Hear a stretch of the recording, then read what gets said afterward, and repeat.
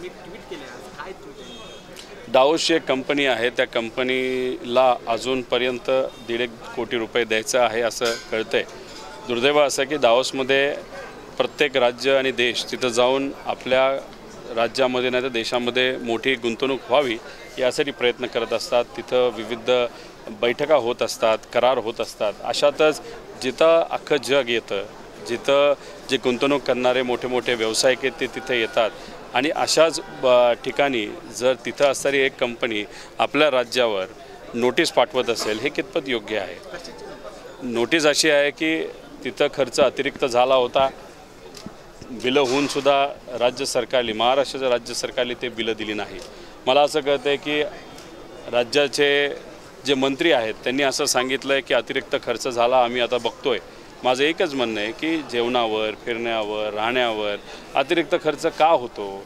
साध्या हॉटेलमध्ये आपण राहायला काय हरकत आहे? महत्त्वाचं काय की तिथं चांगल्या लोकांना भेटून जास्तीत जास्त इन्व्हेस्टमेंट आपल्या राज्यामध्ये कशी येईल यासाठी प्रयत्न करावे. आता तिथं अतिरिक्त बिलं कशामुळे येतात याच्यामध्ये खोलामध्ये जावं लागेल, पण नाव महाराष्ट्राचं खराब होतं हे जास्त महत्त्वाचं आहे असं माझं मत आहे. एक तर महाविकास आघाडी जेव्हा सरकार आलं होतं तेव्हा कदाचित पवारसाहेबांच्या पाठीमागे लागलो असतो, विनंती केली असती तर पदसुद्धा मिळालं असतं महाविकास आघाडीमध्ये. पण पवारसाहेबांनी स्वतः सांगितलेलं आहे त्या बाबतीचा कुठेही पाठपुरावा मी पदाच्या बाबतीत केलेला नाही. तर मी पदासाठी लढणारा मी कार्यकर्ता नाही, मी फक्त विचारासाठी लढतो आणि लढत असताना लोकांच्या सहकार्यातून जे काही मतदान मिळतं आणि मतदान कर्जत जामखेडली मला दिलं असलं तरी माझी ओळख कर्जत जामखेडकरांमुळेच झाली आणि ती राज्यात झालेली आहे. त्यामुळे राज्यातसुद्धा लोक माझं काम मानणारी आहेत. त्यामुळे हे सगळ्या गोष्टी असतानासुद्धा पदासाठी नाही तर विचारासाठी मी लढतो. त्यामुळे मुख्यमंत्री हे पद माझ्या लक्षात आणि डोक्यातसुद्धा नाही आहे. हे अराजकीय व्यासपीठ होतं. या व्यासपीठावर तुम्ही जर बघितलं तर बरेच नेते विविध पक्षाचे तिथं आले होते. हीच तर अध्यात्माची ताकद आहे.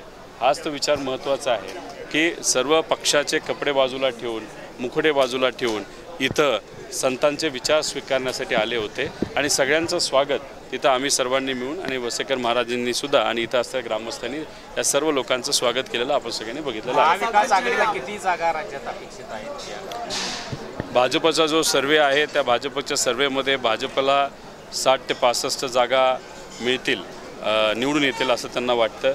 आणि अजितदादा आणि एकनाथ शिंदे साहेबांचे पक्ष आणि त्यांचे उमेदवार जे निवडून येतील हे सगळं समीकरण बसवलं 120च्या पुढे ते काही जात नाहीत. आता हा काय आमचा सर्वे नाही, तो भाजपचा सर्वे आहे. आता त्यांनी 3दा सर्वे केला आणि लाडकी बहीण योजना आणल्यानंतरसुद्धा त्यांना काय खूप फायदा झाला असं दिसत नाही. म्हणूनच अमित शहा महाराष्ट्रात येऊन असं बोलले की त्यांच्या कार्यकर्त्याला फोडा, पदाधिकाऱ्याला फोडा आणि मग काही करा पण सत्ता आणा. त्याचा अर्थ की त्यांनी ज्या काही पॉलिसीज या राज्यामध्ये आणल्या महायुतीली त्या लोकांना पटलेल्या नाहीत. पटल्या असल्या तरी महायुतीला काही मतदान लोक करणार नाही. म्हणून कुठेतरी भाजपचे नेते आता घाबरलेले आहेत, केंद्रातले पण आणि राज्याचे पण. हे आपण सर्वांनी बघितलेलं आहे. आमच्या कमीत कमी 160 ते 180 उमेदवार निवडून येतील असा विश्वास आहे. आता तो त्यांचा निर्णय आहे. भाजपला फार जवळून त्यांनी बघितलं असावं आणि बघितल्यानंतर आता भाजप कसा पक्ष आहे याचा काही प्रमाणात अंदाज हा आलेला आहे. आणि भाजप हे चिन्ह लोकांना आता आवडत नाही. भाजपला लोक पाठिंबा देणार नाही आणि भाजपबरोबर जाणारे जे दुसरे पक्ष आहेत त्यांनासुद्धा पाठिंबा सामान्य लोक देणार नाही अशी भावना आता सर्व आमदारांना झालेली आहे. त्यामुळे भाजपचे पण काही आमदार आणि काही अजितदादांच्या पक्षाचे आमदार हे उद्या जाऊन काय निर्णय घेतात हे पुढच्या काही दिवसांमध्येच आपल्याला बघायला मिळेल.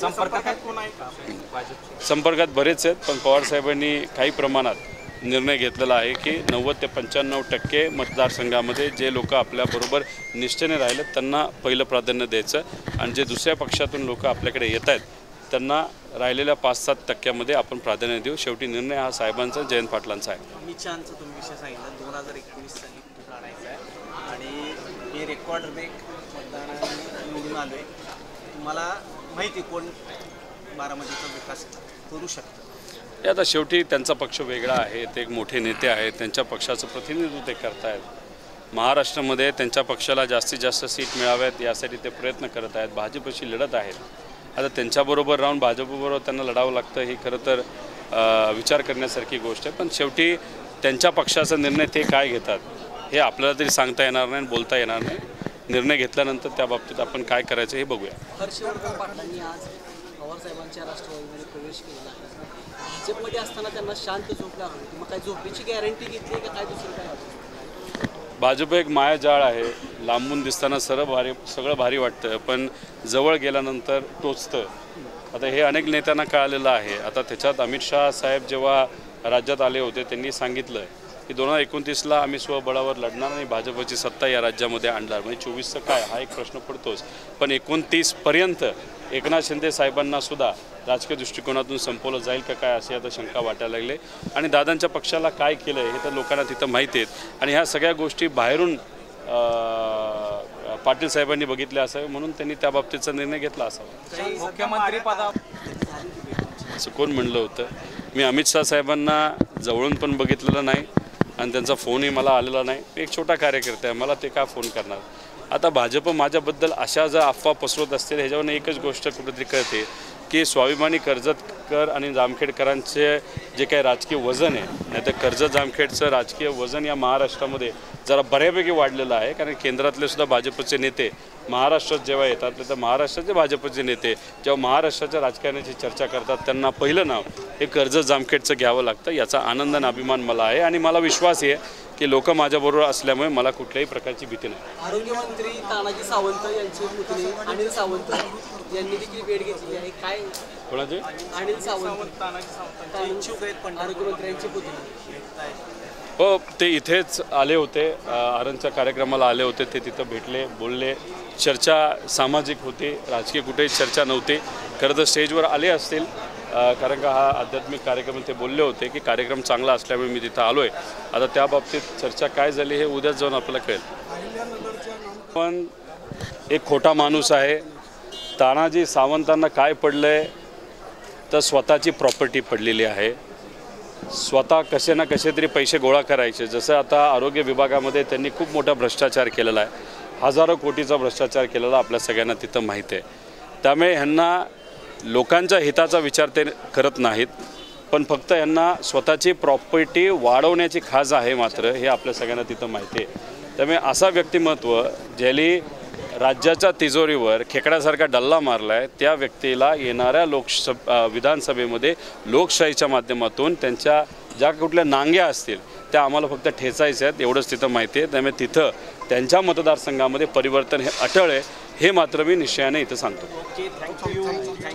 म्हणजे राजकीय विचारसरणी त्यांच्या बघितली तर फार खालच्या लेवलला हे आपल्याला माहिती आहे. पवारसाहेबांचं मत असं होतं की एवढ्या पवित्र भूमीमध्ये रोहित पवारांना जे काम करायला मिळतं आहे फार अभिमानाची गोष्ट आहे.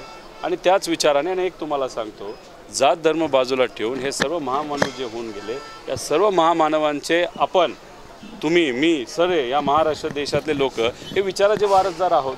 एखाद्या जातीमध्ये आपण जन्मलो म्हणून आपण त्या जातीचा नाही तर त्या महामानवाचा आपण विचार स्वीकारत नाही असं नाही. आता पुण्यश्लोक अहिल्यादेवी होळकरांची जन्मभूमी याच्यात महाविकास आघाडीच्या काळामध्ये आपण 22 ते 25 कोटीचा निधी टाकला. आता त्यांचं नाव घेऊन जे स्वतःला वंशज म्हणतात तर त्यांनी त्यांच्या काळामध्ये अनेक खात्याचे मंत्री असताना सुद्धा 1 रुपया नाही टाकला. आता त्याच्याचबरोबर आपण आता नवीन प्रस्ताव म्हणजे आपल्याच काळामध्ये तो प्रस्ताव आपण पुढे नेला होता, तोही आता प्रस्ताव मंजूर लवकरात लवकर तिथं होईल. त्यामुळे आम्ही सर्वजण महाराष्ट्रातला प्रत्येक व्यक्ती देशातला प्रत्येक व्यक्ती जे सर्व संत होऊन गेले आणि महामानव होऊन गेले ते कुठल्या समाजाचे नसून ते आपल्या सर्वांचे आहेत आणि त्या सगळ्यांचेच आपण विचाराचे वारसदार आहोत. या विचाराचे आम्ही सर्वजण आहोत.